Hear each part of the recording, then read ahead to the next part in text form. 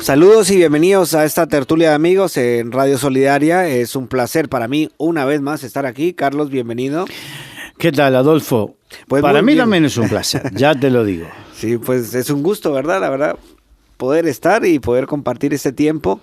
Y vamos a continuar. Estamos viendo un tema bastante, para mí, importante, interesante, que es la oración. Y vamos a continuar con las siguientes partes de la oración, ¿verdad? Sí, para mí también es muy importante, es fundamental, a mí me gusta el título, todo el libro de Miguel Díez, pero el título es Orar como respirar, Como respirar, así es. Para darnos cuenta la importancia de la oración. Uh-huh. Ya ese título te da la importancia de la oración. Yo les aconsejo leerlo, pero por otro lado, también me encontré con gente que le gusta las series y que hacemos de estudios, uh-huh. Y en este caso de la oración, y hay gente que escribe y que le gusta. Esta vez por una cuestión de técnica, no lo hacemos en vídeo, solamente estamos en radio, pero uh-huh. Se puede seguir por iVoox, en Spotify, por la página, por Radio Solidaria en Facebook, uh-huh. Así que hay formas de conseguir lo que hoy vamos a continuar enseñando, que hoy la segunda parte tiene que ver con lo que los discípulos pidieron que Jesús les enseñe. A orar, ¿verdad? Los discípulos le dijeron a Jesús, enséñanos a orar. Yo me imagino que los discípulos vieron a Jesús y miraban a Jesús de cerca y veían cómo tenía ese tiempo de oración y ellos querían aprender. Fíjate que los discípulos vieron a Jesús predicar, hacer milagros, echar fuera demonios, reprender a los demonios, echar fuera demonios, pero lo que les impactó y que le pidieron a Jesucristo fue enséñanos a orar. Lee por favor en Lucas capítulo 11, versículo 1. Aconteció que estaba Jesús orando en un lugar y cuando terminó, uno de sus discípulos le dijo, Señor, enséñanos a orar, como también Juan enseñó a sus discípulos. Se inspiraron en dos cosas. Primero, en la vida de Jesús. Así es. La vida inspira. Mira, tú como pastor de la iglesia, y esto, capaz que aquí vamos a meter el dedo en la llaga. Pero tu iglesia no tendrá vida de oración si tú no tienes vida de oración como pastor. Exacto. Porque la medida de la iglesia la da el pastor.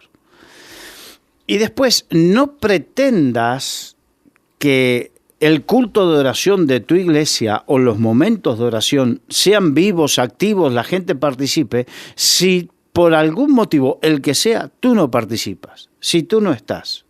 Qué importante es el ejemplo. El ejemplo. Aquí el ejemplo de Jesucristo fue vital, porque ellos, de hecho Pablo, por otros temas dijo, lo que ven en mí, de Jesucristo, eso imiten. Exacto. Aprended de mí como yo de Jesucristo. Entonces, tenemos por un lado eso. Y por otro lado, los discípulos también habían visto que Juan el Bautista, porque estaban cuando dice, como también Juan enseñó a sus discípulos. Juan el Bautista también enseñó a sus discípulos.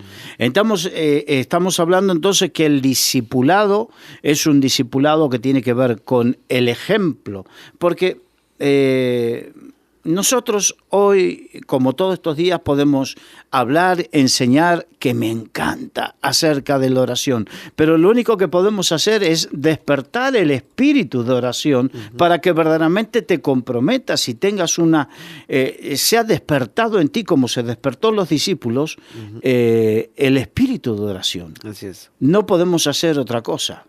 Esto es la teoría. Después a cada uno le corresponde poner en práctica lo que se aprende. Y cuando le dijeron a Jesús que les enseñe a orar, el Señor Jesucristo enseñó lo que conocemos como el Padre Nuestro, o Paternoster, como dicen en algunos sitios, ¿no?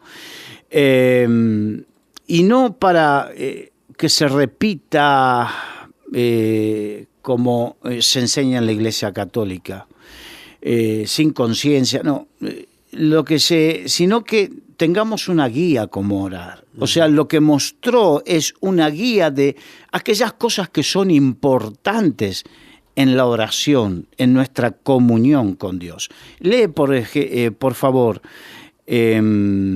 Mateo capítulo 6, versículo 7. Mateo capítulo 6, versículo 7. Y orando, no uséis vanas repeticiones, como los gentiles, que piensan que por su palabrería serán oídos. No os hagáis pues semejantes a ellos, porque vuestro Padre sabe de qué cosas tenéis necesidad, antes que vosotros le pidáis. Vosotros pues oraréis así. Perfecto. Antes de empezar específicamente con el Padre Nuestro y enseñar con todo, les advirtió, primero, no os hagáis vanas repeticiones, o sea, como los gentiles, como los que no conocen a Dios. ¿Por qué? Porque en muchas religiones se enseña a hacer repeticiones, lo que hoy conocemos como mantras, ¿no? Hacer repeticiones, cosas vanas, palabrerías que no se entienden, que pierden sustancia, que por el hecho de enumerarlas pareciera que fuesen mágicas, cosas así. Eso es todo vanidad, eso es tontería, por lo menos para con el Dios que nosotros tenemos. Y creo que es algo aprendido, ¿verdad? Porque lo que hacen es coger el guión, aprenderlo y repetirlo. Por eso son vanas repeticiones. Exacto. Entonces, y después advierte, no os hagáis pues semejantes a ellos, porque Dios Padre sabe verdaderamente de qué tenemos necesidad. Entonces, ¿para qué vamos a andar con vanas repeticiones y tonterías si Dios conoce el corazón? Y a Dios lo que le interesa es qué es lo que hay en el corazón. Y antes de que nosotros hablemos, Él sabe. Entonces, por eso, Él precisamente hace esta advertencia y esta diferenciación con otras religiones que practican las repeticiones, que practican todo ese tipo de cosas. Entonces, hace esa diferenciación. Y después sigue diciendo, mas vosotros oraréis así. Y ahí empieza. Ahí empieza la enseñanza. Sí, vamos frase por frase, porque cada frase tiene un significado. Por ejemplo, cuando dice, Padre nuestro que estás en los cielos. Esto nos posiciona en una relación respetuosa, de confianza, respetuosa pero confiada entre Dios y cada uno de nosotros como hijos. Que Dios nos adopta como hijos. Y entonces ahí tenemos que ir a entender lo básico. Juan 1:12, léelo por favor. Juan 1:12. Mas a todos los que le recibieron, a los que creen en su nombre, les dio potestad de ser hechos hijos de Dios. O sea que por nuestra fe somos adoptados como hijos. Por la fe que tenemos, por la fe en Jesucristo, somos adoptados como hijos. ¿Esto qué significa? Que nuestra relación ya deja de ser una relación distante, sino una relación cercana a Dios. Así es. Entonces, padre e hijo, somos adoptados. Ahora, este Padre nuestro que estás en los cielos también nos hace reconocer la soberanía de Dios, porque Dios es soberano. Entonces, por más que yo sea reconocido o por el hecho de que Dios me dio la capacidad, significa la autorización, la capacitación de ser su hijo, no significa que pierda la conciencia de que Dios, es soberano. Entonces, lee, por ejemplo, Deuteronomio 10:14. Deuteronomio capítulo 10, versículo 14 dice, y he aquí de Jehová tu Dios son los cielos, y los cielos de los cielos, la tierra y todas las cosas que hay en ella. Entonces, en el Padre Nuestro está reconocida las dos cosas, la cercanía con Dios, pero aparte, sin dejar de ser cercano, es el Dios que hizo todas las cosas, los cielos y la tierra, y la soberanía de Dios. Entonces, esto es muy importante, no perder de vista. Hay mucha gente que pierde de vista. Yo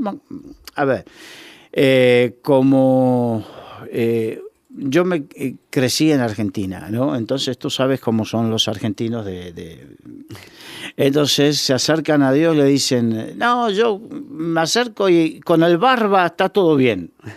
Entonces, claro, podemos tener esa confianza. De hecho, en el libro de Hebreos dice que debemos acercarnos confiadamente al trono de la gracia para hallar el oportuno socorro. O sea, debemos acercarnos con esa fe y con esa confianza, pero eso no significa perder la conciencia de quién es Dios y qué hace Dios, ¿no? Así es. ¿Quién es el Rey? Y por otro lado dice, santificado sea tu nombre. Esto nos enseña a reconocer y a respetar la santidad de Dios y a no utilizar el nombre de Dios en vano. O sea, no utilizarlo de cualquier manera para cualquier cosa, sino a respetarlo. Vamos a 2 versículos bíblicos que nos hablan sobre esto. Por ejemplo, Éxodo 27.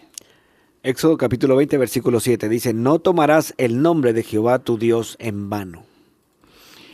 O sea, no utilizar el nombre de Dios tontamente, vanamente, tontamente. El nombre de Dios del Señor es un nombre santo.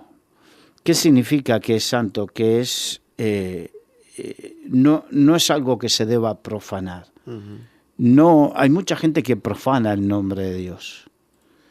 Con dichos, con formas, con cosas.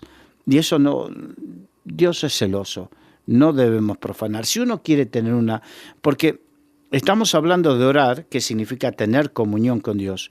Y si yo quiero tener comunión con Dios, no puedo ser irrespetuoso o profano con el nombre de Dios. Eso es fundamental.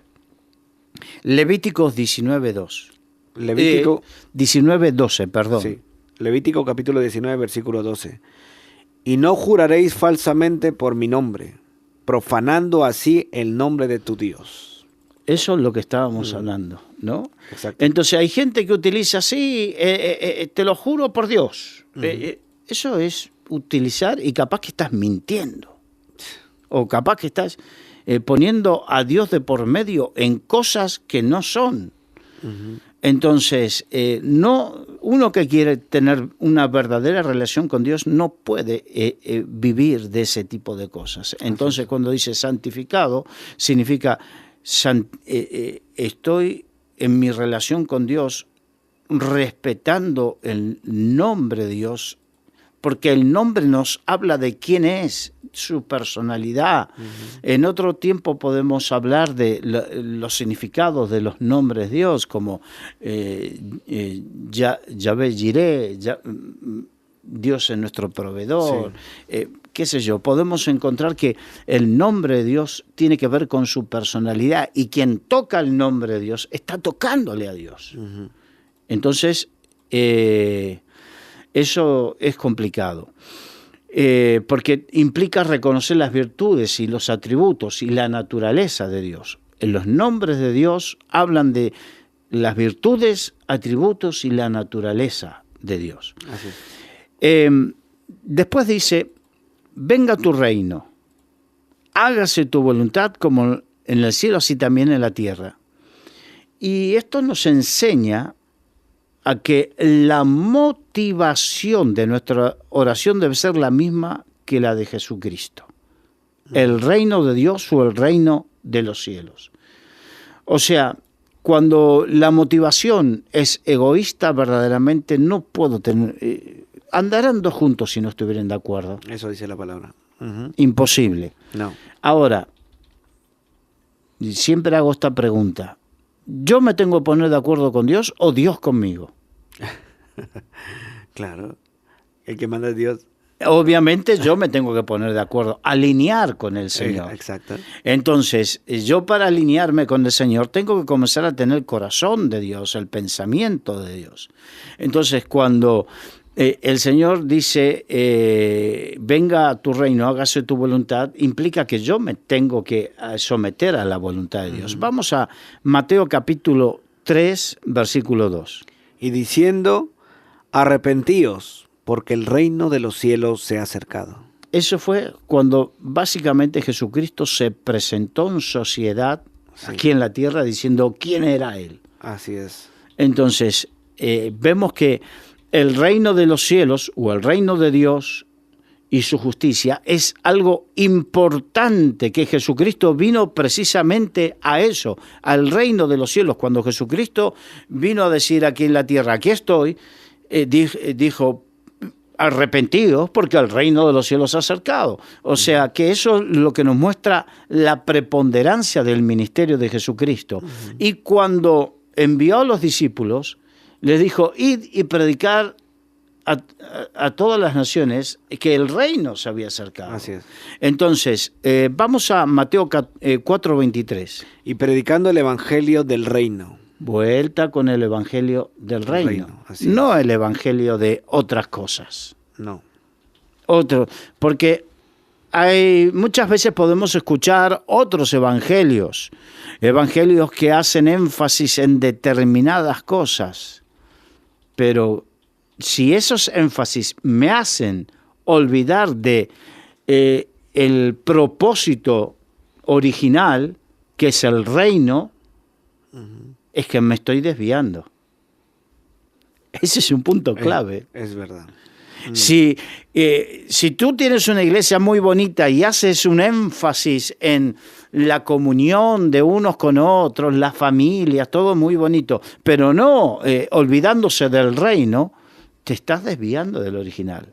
Si el énfasis de tu iglesia es la alabanza y la adoración, puede llegar un momento, cuidado, que la alabanza y la adoración son fundamentales, pero cuando tu énfasis es ese y no el reino, cuidado. Peligro. Entonces, ¿por qué? Porque el evangelio es el evangelio del reino. Entonces, en Santiago 4:3, por favor, lee.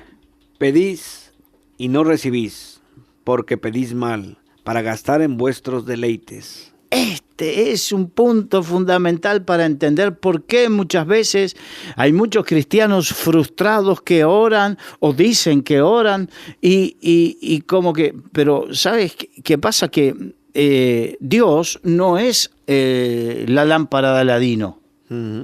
Hay algunos que pretenden que Dios sea la lámpara de Aladino, que lo froto la Biblia o froto el nombre de Jesús, ¿no? Sí. Y lo froto y me aparece el genio de la lámpara para decirme, ¿qué quieres que te haga?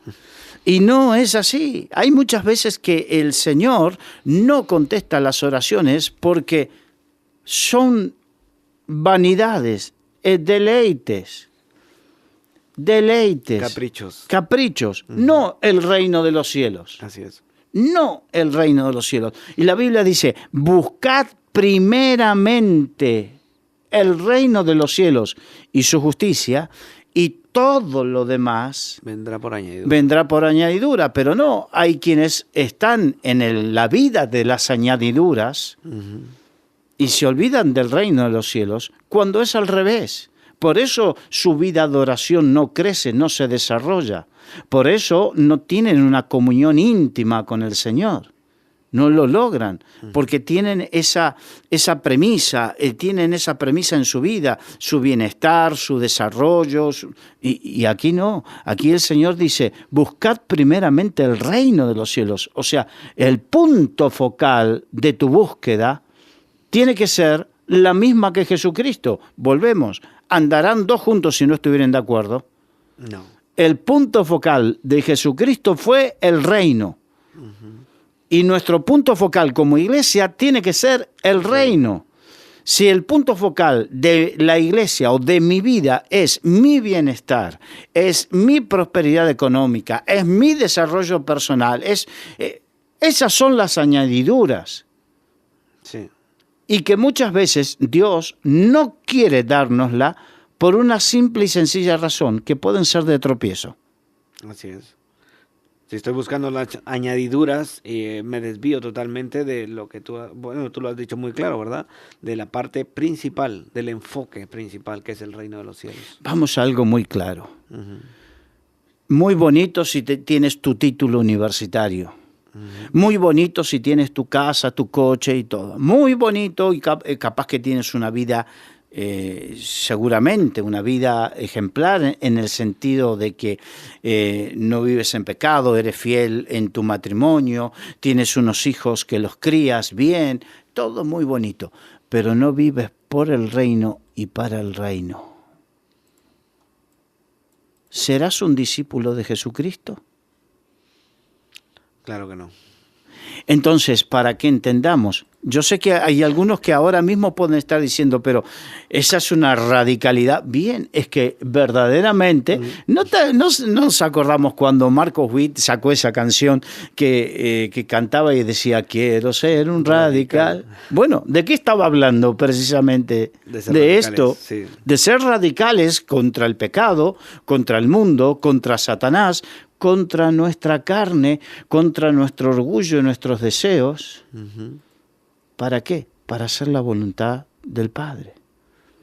Jesús dijo que lo que le agradaba a él era hacer la voluntad del Padre. Por eso predicaba el reino. ¿Qué es lo que nos agrada a nosotros? Y ahí es donde tenemos que empezar a ver qué hay en nuestro corazón, ¿no? Uh-huh. Eso nos confronta con lo que hay en nuestro corazón. Ahora, el reino viene con embajadores que se mueven en los deseos de Dios. Por ejemplo, vamos a 1 Timoteo capítulo 2, versículo 1 al 4. Exhorto ante todo a que se hagan rogativas oraciones, peticiones y acciones de gracias por todos los hombres, por los reyes y por todos los que están en eminencia, para que vivamos quieta y reposadamente en toda piedad y honestidad, porque esto es bueno y agradable delante de Dios nuestro Salvador, el cual quiere que todos los hombres sean salvos y vengan al conocimiento de la verdad. Ahí vemos algunos puntos que nos muestran por los cuales debemos orar. Pablo le enseña a Timoteo.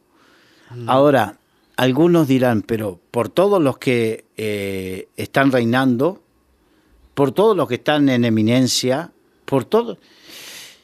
Sí, en aquella época, para que nos demos cuenta, quien reinaba era el César, el emperador romano. Sí. Yo sé que hay algunos que dicen, pero tengo que orar por los políticos que tenemos después de las atrocidades y cosas que estamos viendo.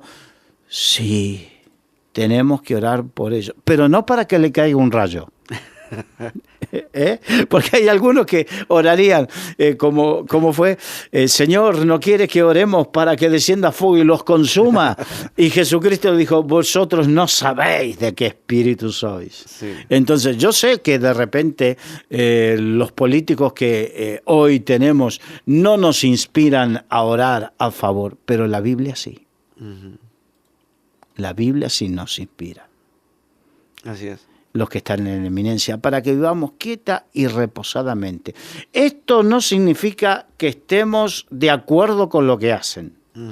Esto no significa que apoyemos lo que hacen y que dejemos de criticar lo que hacen. No significa, una cosa no quita la otra. Uh-huh. Pero sí debemos aprender a orar por ellos, para que vivamos quieta y reposadamente, con toda piedad y honestidad. Y que esto es bueno y agradable delante de Dios. Suficiente. No tengo que darle más vuelta. No. Aunque mi corazón, o aunque alguno diga, pero mi partido político, yo soy del reino, no soy de ningún partido político, entendámoslo y quitémonos, por favor. Estamos hablando que somos hijos de Dios, adoptados por Dios para su reino, que Dios nos quitó del reino de las tinieblas al reino de su luz admirable. Por lo tanto, quitémonos ya de nuestro pensamiento, así como nos quitamos el pecado y nos quitamos idolatrías y nos quitamos cosas, quitémonos la idolatría política por tal o cual partido. El otro día estuve comiendo con un matrimonio donde ellos nos contaban que en la iglesia que iban, la mayoría eran de determinado partido político acérrimamente y que esto que el otro, y yo decía, no han entendido nada.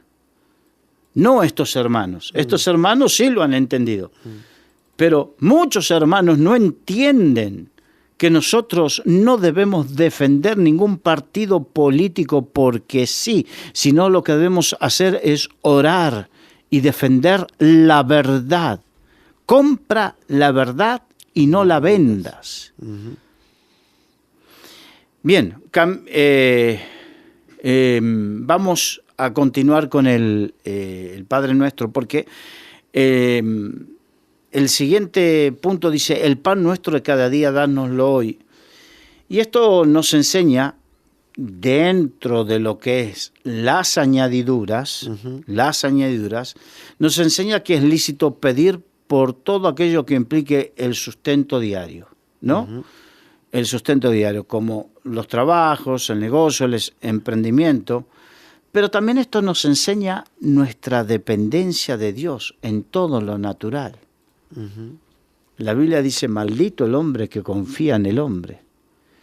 Maldito aquel que confía en sus fuerzas, en sus capacidades.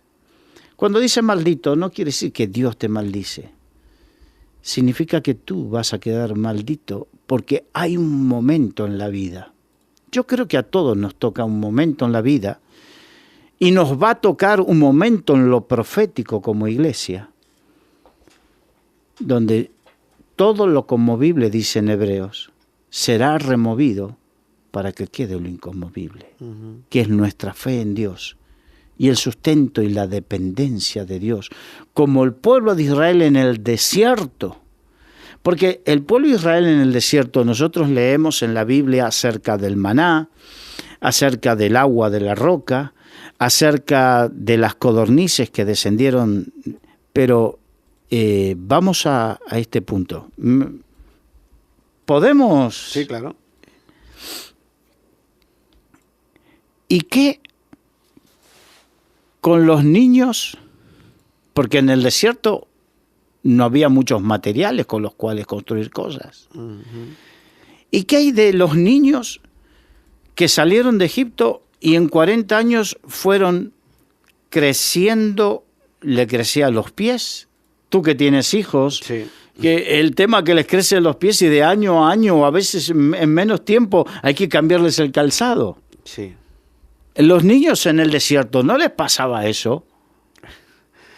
Claro. ¿Y qué pasaba con las túnicas y con los abrigos? ¿Y qué pasaba con todo eso?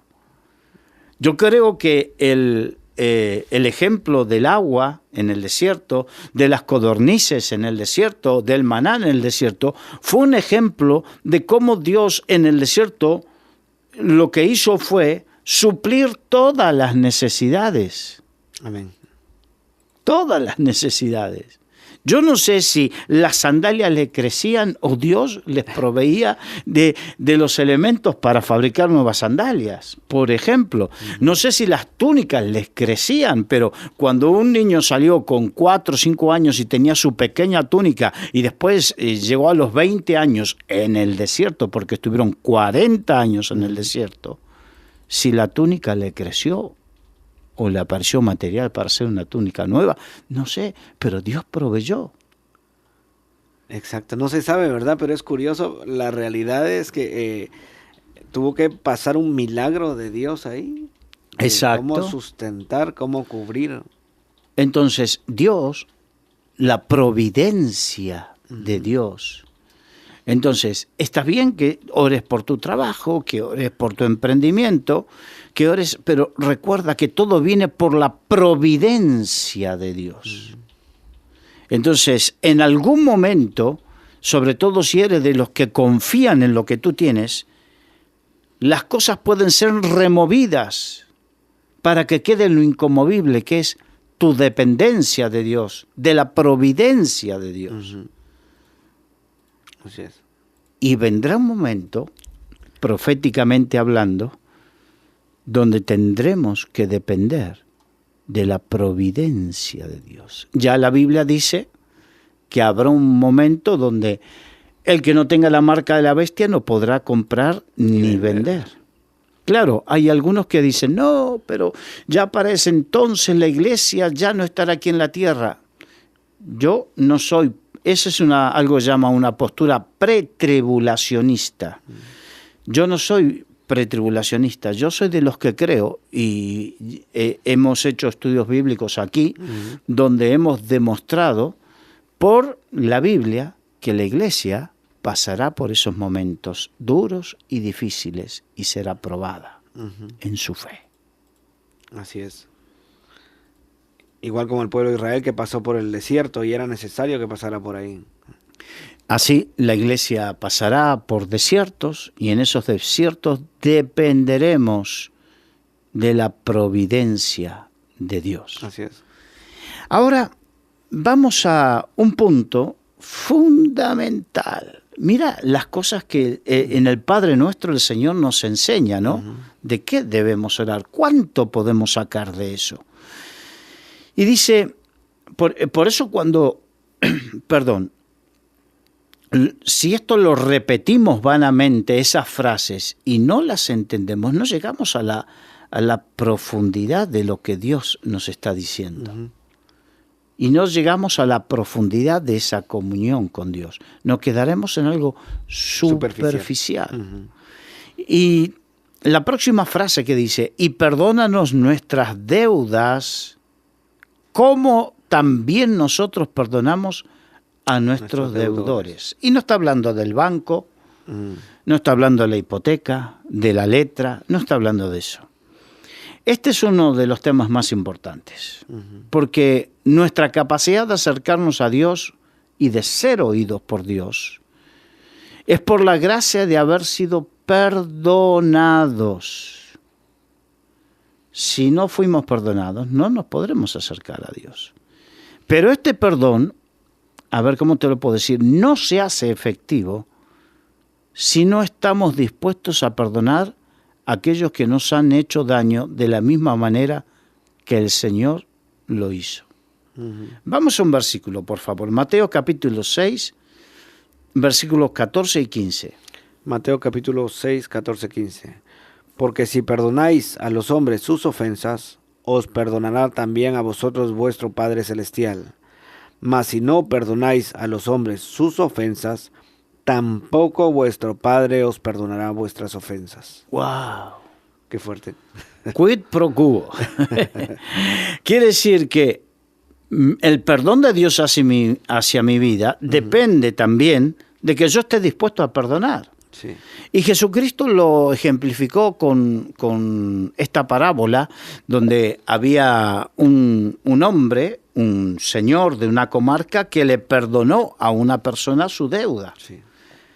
Y este a su vez tenía a alguien que le debía a él, y este se fue contento de que le habían perdonado, pero apremió a su prójimo para que le pagase la deuda sí o sí, y no fue capaz de tener misericordia como la tuvieron con él.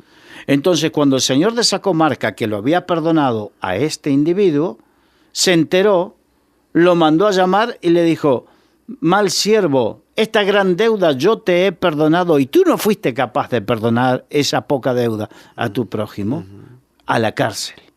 Con esa parábola Jesucristo nos explica precisamente Este versículo.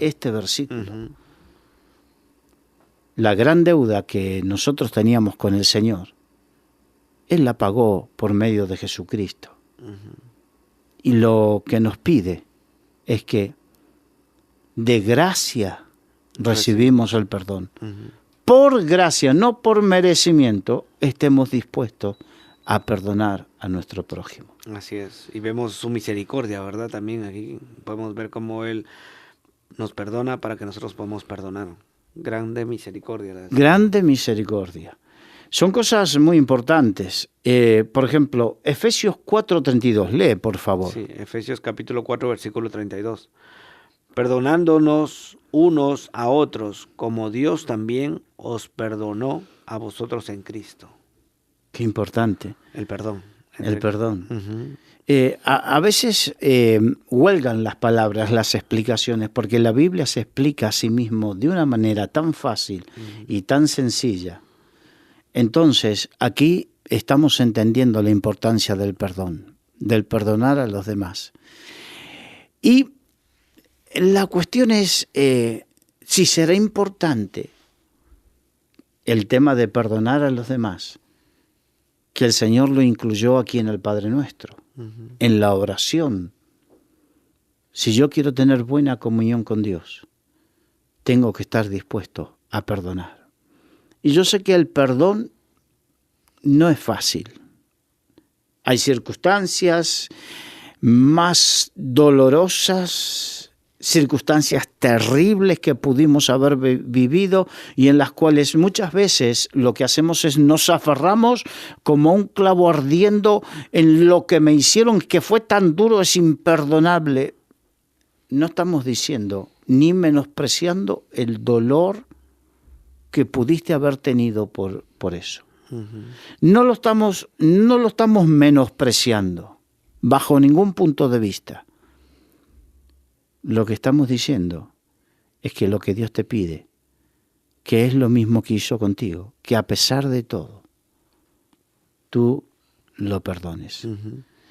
Y que Dios está dispuesto a que si tú tomas la decisión de perdonar, el Espíritu Santo, que es nuestro ayudador, nos ayudaría en esta tarea tan dura que es perdonar. Así es. Pero aparte de dura, es liberadora. Porque cuando uno perdona, libera al otro, pero se libera uno de la carga del odio, del rencor, del resentimiento, de la amargura. Por eso es tan importante esta parte, el perdonar. El perdón. Es tan importante. También pienso yo que, si me permites, Sí. Carlos, el perdón, como lo estamos viendo en la oración, el venir delante del Señor y decir que nos perdone, es también porque a diario nosotros fallamos, ofendemos a Dios, ofendemos a nuestro prójimo también, y es necesario pedir perdón. Es un acto de humildad, de poder reconocer también nuestras fallas. Sí. Hay que entender que el Señor Jesús enseñó esto en un momento cuando Él quiso lavarle los pies a los discípulos. Pedro, como era de impulsivo, dijo, no, ¿cómo tú me vas a lavar a mí los pies, siendo quien eres? Y Jesucristo le dijo, si no te lavaré los pies, no tendrás parte conmigo. Y ahí Pedro, nuevamente usando de esa impulsividad que tenía, dijo, bueno, entonces lávame la cabeza y todo. Y ahí viene la enseñanza de Jesucristo. No, porque vosotros ya estáis limpios por la palabra. La palabra nos limpia. Cuando hemos creído la palabra nos limpia. Cada vez que leemos la palabra nos santifica la mente, el corazón. Dice, solamente hay que limpiarse del polvo del camino. Precisamente de los roces, circunstancias del día a día. No es cuestión, como muchos dicen religiosamente, le pido al Señor perdón 1 y 1000 veces por lo que he hecho. No. La cuestión es que le pediste perdón una vez y Dios ya te perdonó y ya no cuenta más ese pecado. Lo que le tienes que volver a pedir perdón no es por ese pecado, es por lo otro, ¿sí? Por la mala contestación a tus padres, por el maltrato a tu esposa, por la desobediencia a tu marido, o por lo que sea, por los malos pensamientos, por lo del día a día. Ese polvo, ¿verdad? Ese es el polvo del camino de la cual habla el Señor. Y bien, vamos a continuar rápidamente. Dice, no nos metas en tentación, mas líbranos del mal. Ahora, Esto significa que no debemos creernos bajo ningún punto de vista que podemos mantenernos firmes en nuestra vida, en el Señor, por nuestras fuerzas o por nuestras capacidades. Por eso debemos orar para ser fortalecidos cada día en el Señor. Lee, por favor, Efesios 3:16. Efesios capítulo 3, versículo 16. Para que os dé conforme a las riquezas de su gloria, el ser fortalecidos con poder en el hombre interior por el Espíritu. O sea que debemos orar y que Dios nos fortalezca espiritualmente cada día, en nuestro ser interior, en nuestra mente, porque ahí es donde están los pensamientos, en nuestra voluntad, porque ahí es donde tomamos las decisiones, las buenas, las malas. Debemos ser fortalecidos en nuestro corazón para que nuestro corazón sea libre de malos deseos, de malas cosas. O sea, debemos orar cada día. Colosenses 1:11, por favor. Colosenses capítulo 1, versículo 11. Fortalecidos con todo poder, conforme a la potencia de su gloria, para toda paciencia y longanimidad. Otros motivos. Ahí nos muestra que para poder soportar con paciencia, necesitamos orar. No queda otra que orar. Así es. No queda otra. Ahora también la comunión con Dios debemos aprender, para poder llevarla a cabo, aprender de la armadura de Dios. Ya hemos visto en días pasados acerca de Efesios capítulo 6, versículos 13 al 17. Entonces, y aquel que no lo ha visto, puede verlo tanto en Spotify como en YouTube, como en iVoox, como en Solidaria TV o Solidaria Radio. Todo eso está. Ahora, debe quedar claro que Dios no tienta a nadie, porque dice, no nos metáis en tentación. Dios no tienta a nadie, porque según Santiago, Dios no tienta a nadie, ni Él puede ser tentado. Pero sí, debemos orar para que Él nos ayude, que no nos entregue a tentación. Vamos a 1 de Juan capítulo 5, versículo 18. Sabemos que todo aquel que ha nacido de Dios no practica el pecado, pues aquel que fue engendrado por Dios le guarda, y el maligno no le toca. Dios le guarda. Entonces debemos orar para que Dios nos guarde, el que nos libra de la tentación. Bueno, vamos cuando dice nos libra de la tentación, dice que no nos libra de ser tentados, porque Jesucristo fue tentado en todo. Y así como Jesucristo fue tentado en todo, nosotros pasaremos la tentación. Y aquí es algo que me gustaría aclarar, porque hay algunos que muchas veces viven abrumados por la tentación, en el sentido de que por el hecho de ser tentados, pareciera que están acusados, pero no, Dios no te acusa de ser tentado. Jesucristo fue tentado. El tema es que Jesucristo no cayó, y nosotros, para no caer en la tentación, porque ser tentado no es pecado. El pecado viene si caemos, si cedemos ante la presión de la tentación. Pero para no ceder en esa presión de la tentación es que debemos ser fortalecidos en el Señor, y el Señor es el que nos guarda con su Espíritu. Así es. Amén. Amén. Judas 24. Y aquel que es poderoso para guardaros sin caída y presentaros sin mancha delante de su gloria con gran alegría. O sea, Judas estaba alabando al Señor porque Él era poderoso para guardarlo. Para guardarles, a los que se refería a aquellos que leían la carta. O sea, a nosotros, Dios es poderoso para guardarnos sin caída y presentarnos delante de su gloria sin mancha, con gozo y alegría. O sea que no es que soportamos la tentación por nuestra fuerza, por nuestro ímpetu, no te creas eso. Por favor, no creas, no pienses que es por ti. Humíllate delante de Dios cada día y pídele a Dios ser fortalecido en el hombre interior. Pídele a Dios que te guarde y que te proteja de toda caída. Así es. Pídele a Dios. Nosotros por nuestra propia cuenta somos muy débiles. Sí, Y sin el Señor estamos totalmente perdidos. no cabe ninguna duda. Vamos a continuar con la última frase del Padre Nuestro que dice: porque tuyo es el reino y el poder y la gloria por todos los siglos. Amén. Jesús enseñó que parte importante de la oración y la comunión con Dios es la adoración. Salmo 95:2, lee por favor. Lleguemos ante su presencia con alabanza. Aquí habla de la alabanza. La alabanza es lo que nos acerca a la presencia de Dios. Cuando hemos hablado y hemos enseñado acerca del tabernáculo, hemos visto que la tribu que está justo enfrente de la puerta a la entrada al atrio del tabernáculo es la tribu de Judá, que se llama, la palabra Judá significa alabanza. Y esto nos habla claramente de cómo dentro de la oración y la comunión con Dios tiene que estar la alabanza y la adoración, y que eso nos ayuda a entrar en su presencia. Nos ayuda, es más fácil. La alabanza y la adoración no significa cantar o tocar un instrumento.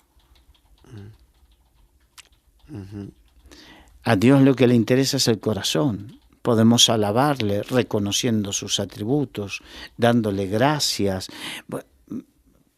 con nuestra actitud, postrándonos. Hay 12 formas bíblicas de alabanza, y algunas son cantando o tocando un instrumento, pero hay otras. Entonces debemos explorarlas, quizás otro día podamos enseñarlas. Debemos explorarlas y darnos cuenta que no solamente, es más, hay muchos que cantan y tocan un instrumento, pero su corazón no es un corazón de alabanza ni de adoración. Y hay quienes no tienen el más mínimo sentido musical, sin embargo, tienen un corazón de alabanza y adoración. Exacto. Mira, si me permites hacer un pequeño paréntesis con esto. Estos días estuve escuchando yo grupos musicales. Se nota que son profesionales, o sea, muy buenos para tocar, pero no es lo mismo. No hay música que no llega al Señor, que falta esa unción. Falta el espíritu. El espíritu. Pueden haber músicos muy profesionales, pero no tienen el espíritu y eso no llega. A diferencia de lo que dices tú, puede haber alguien que no tenga mucho talento, pero si está el espíritu, eso es tremendo. Es tremendo. Salmo 100, versículo 4. Lee, por favor. Entrad por sus puertas con acción de gracias, por sus atrios con alabanza. Así que la alabanza es muy importante. Debemos entender que nada del reino de Dios nos pertenece, pero que somos invitados a participar en el reino. Segunda de Pedro, capítulo 1, versículos 3 y 4. Como todas las cosas que pertenecen a la vida y a la piedad nos han sido dadas por su divino poder, mediante el conocimiento de aquel que nos llamó por su gloria y excelencia, por medio de las cuales nos ha dado preciosas y grandísimas promesas, para que por ellas lleguéis a ser participantes de la naturaleza divina, habiendo huido de la corrupción que hay en el mundo a causa de las concupiscencias. Concupiscencia significa deseos, pasiones.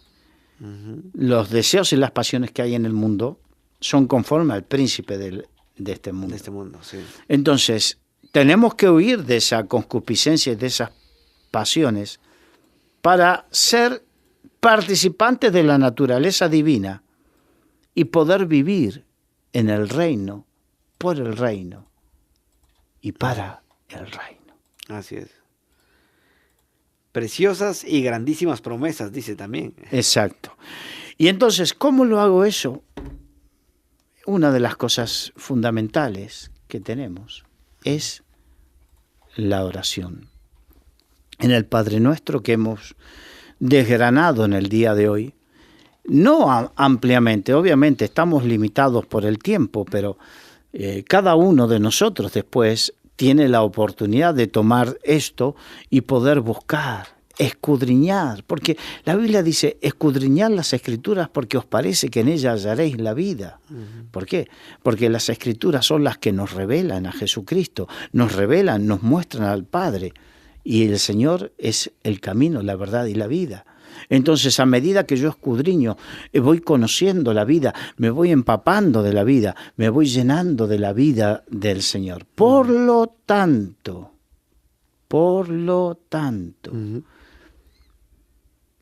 si yo quiero tener vida, necesito tener comunión íntima con Dios. Así es.